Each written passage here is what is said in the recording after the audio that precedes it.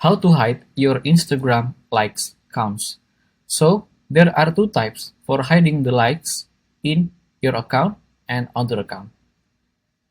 The first one, to hiding the likes in your account, is you wanna go to your profile page and click any post or any reels you want to hide the likes.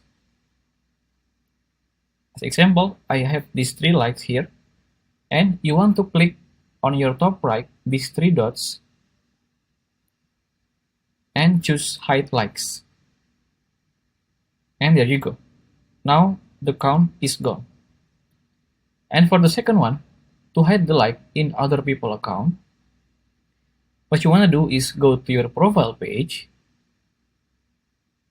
Then you want to type these 3 lines at your top right. And you want to scroll down until you see what you see here and choose this like and share counts. And you want to turn on this hide like and share counts. And there you go. From now, any one post will not show any like counts. But keep in mind, both of them has the condition. So it's that Instagram only hiding the counts, and you can still see the people that likes the post by clicking under the love button. And that's it.